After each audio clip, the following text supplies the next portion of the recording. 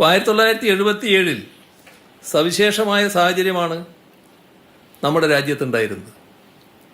ജീവിക്കാനുള്ള അവകാശം പൗരന്മാർക്ക് നിഷേധിക്കപ്പെട്ട അവസ്ഥ, ഹേബിയസ് കോർപ്പസ് അടക്കമുള്ള ഭരണഘടനാ പരിഹാരങ്ങൾ നിഷേധിക്കപ്പെട്ട അവസ്ഥ.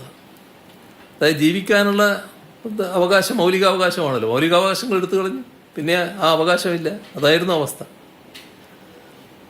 തുർക്ക്മാൻ ഗേറ്റ് ഉൾപ്പെടെ ന്യൂനപക്ഷങ്ങളെ കൂട്ടത്തോടെ വേട്ടയാടിയ തിക്ത അനുഭവങ്ങൾ, തൊഴിലാളികളെ സംഘടിക്കാനുള്ള തൊഴിലാളികൾക്ക് അവകാശമില്ല, ബോണസ് നിഷേധിച്ച കാലം, പൗരസ്വാതന്ത്ര്യങ്ങൾ വീണ്ടെടുക്കാനും മനുഷ്യനെ പോലെ ജീവിക്കാനുമുള്ള അവകാശത്തിനു വേണ്ടി നിർണായക പോരാട്ടമാണ് ആ കാലത്ത് നടന്നത്.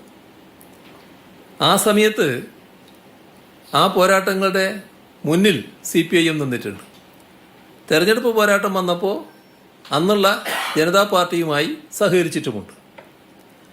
1979 RSSകാർ ജനതാ പാർട്ടിയിൽ അംഗത്വം വഹിക്കുന്നതുമായി ബന്ധപ്പെട്ട് ഗൗരവമായ പ്രശ്നം ഉയർന്നു വന്നു. അതായത് ഇരട്ട അംഗത്വ പ്രശ്നത്തിൽ അത് കൂടുതൽ മൂർച്ഛിച്ചു. അങ്ങനെയാണ് ജനതാ പാർട്ടി വളരുന്നത്. മൊറാർജി സർക്കാർ നിലംപതിക്കുകയും ചെയ്തു.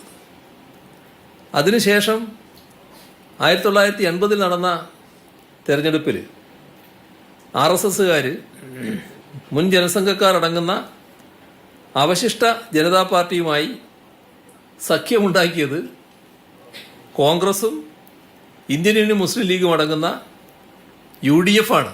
ഇവിടുത്തെ കേരളത്തിലെ കോൺഗ്രസിന് നേതൃത്വമുള്ള UDF മുന്നണിയാണ്. കാസർഗോഡ് പാർലമെന്റ് തെരഞ്ഞെടുപ്പിൽ ആ മുന്നണിയുടെ സംയുക്ത സ്ഥാനാർത്ഥി കോൺഗ്രസ്സുകാരനോ ലീഗുകാരനോ ആയിരുന്നില്ല. അന്നത്തെ ജനസംഘത്തിൻ്റെ സമുന്നതനായ നേതാവ് സാക്ഷാൽ O. രാജഗോപാലായിരുന്നു. 1980 നിയമസഭാ തെരഞ്ഞെടുപ്പിൽ പെരിങ്ങളം മണ്ഡലത്തിലും ഇതേ സംഭവമുണ്ടായി. കോൺഗ്രസ് മുന്നണിയുടെ അന്നത്തെ സ്ഥാനാർത്ഥി സാക്ഷാൽ KG മാരാറായിരുന്നു. മാരാറെ അറിയാലോ എല്ലാവർക്കും. കേരളത്തിലെ ഏറ്റവും ആദരണീയനായ ജനസംഘം നേതാവായിരുന്നു അദ്ദേഹം.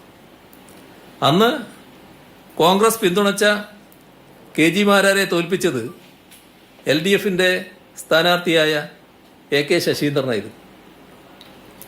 1980 എന്ത് സവിശേഷ സാഹചര്യത്തിലാണ് RSS അടങ്ങുന്ന ജനതാ വിഭാഗവുമായി UDF സഖ്യമുണ്ടാക്കിയത്?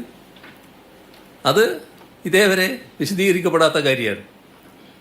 ഇതിൻ്റെ തുടർച്ചയായാണ് ഒളിഞ്ഞും തെളിഞ്ഞും കോലീബിയായും അല്ലാതെയും കോൺഗ്രസ് അവസരവാദപരമായ സഖ്യങ്ങൾ ഉണ്ടാക്കിയിട്ടുള്ളത്.